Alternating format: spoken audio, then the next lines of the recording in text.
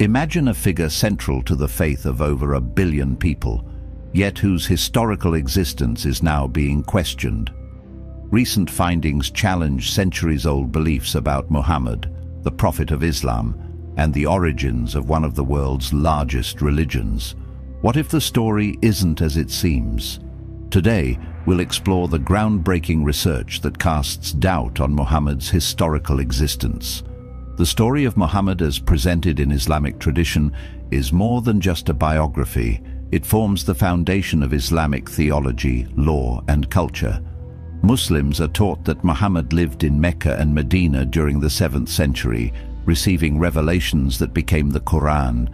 His life is documented through sources like the Hadith and the Sirah, which detail his actions, sayings, and the rise of Islam. But what if these sources aren't as reliable as they seem? Modern scholarship is beginning to uncover significant gaps in the historical narrative. If these findings hold, they could reshape not only how we understand Islam, but also how we view the broader history of the Middle East. Let's start with the sources. The Quran, Hadith, and biographies of Muhammad are considered foundational to Islamic history. However, these texts pose a serious issue. They appear far too late. The Quran itself lacks clear manuscript evidence from the 7th century. While fragments exist, the earliest complete Quranic manuscripts are from the 8th and 9th centuries. This raises questions. If the Quran was truly revealed during Muhammad's lifetime, why don't we have more contemporary evidence? The Hadith, which detail Muhammad's words and deeds, are even more problematic. The 6 canonical collections, such as those of Sahih Bukhari and Sahih Muslim, were compiled 200 to 300 years after Muhammad's death. And yet, we have no manuscripts of these collections from that time period. The first physical copies appear several centuries later, during the Ottoman period. The biographies, or Sirah, face similar challenges.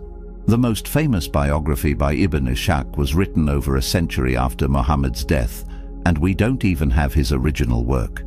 What we know comes from redactions by later authors like Ibn Hisham, who lived even later. If Muhammad's existence is in question, what about the cities most associated with him, Mecca and Medinah? Modern archaeological and historical studies reveal a striking lack of evidence for Mecca's significance in the 7th century. Early maps and trade records make no mention of Mecca as a major hub, despite Islamic tradition claiming it was a central city of commerce and religion. Medina fares slightly better in terms of evidence, but even there, the descriptions of theological debates between Muhammad, Christians, and Jews raise doubts. Historical records suggest that the region was sparsely populated at the time, making such encounters unlikely. If these cities weren't as described, then where did the Quran and early Islamic traditions originate? Here's where it gets even more fascinating.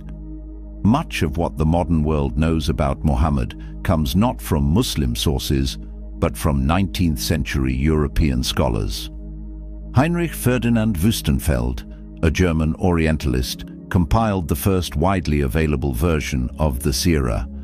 His work pieced together manuscripts written between the 11th and 16th centuries. These manuscripts were already centuries removed from Muhammad's life. This means that the story of Muhammad's life as commonly told today was constructed in large part by Western academics. If this is the case, how reliable is the narrative? Let's return to the Hadith. These texts are vital for Islamic jurisprudence, detailing how Muslims should pray, fast, and conduct their daily lives. Yet, the first manuscripts of major Hadith collections, like those attributed to Bukhari and Muslim, don't appear until the 11th century. That's 400 years after Muhammad's time. Even more concerning is the fact that these manuscripts were heavily edited and redacted over centuries. The versions we have today are the result of later political and theological influences, particularly during the Ottoman period. If the traditional accounts of Muhammad and early Islam can't be supported by contemporary evidence, then where does that leave us? Scholars are now turning to alternative explanations. Some suggest that Islam didn't originate in Mecca and Medinah, but in northern regions closer to Christian and Jewish communities, where theological debates were more vibrant. Others propose that Muhammad may have been a composite figure, a blend of multiple leaders and traditions brought together under a unified narrative centuries later. This would explain the inconsistencies in Islamic sources and the delayed emergence of manuscripts. The questions raised by this research are complex and, for many, deeply personal. But they're also necessary. Understanding the past helps us make sense of the present, and in this case, it challenges us to look beyond assumptions and dig deeper into history. Now, let's compare this with Christianity. The New Testament, particularly the Gospels, is built on eyewitness accounts. Scholars agree that Paul's letters, written as early as 50 to 60, just 20 to 30 years after Jesus' death, are among the earliest Christian writings. These letters confirm key aspects of Jesus' life, death, and resurrection. Archaeological discoveries further back up the Gospel accounts. For instance, the Pool of Bethesda, described in John chapter 5, verse 2, was excavated and matched the description found in the text. Similarly, inscriptions like the Pilate stone confirm the existence of Pontius Pilate, a key figure in Jesus' crucifixion.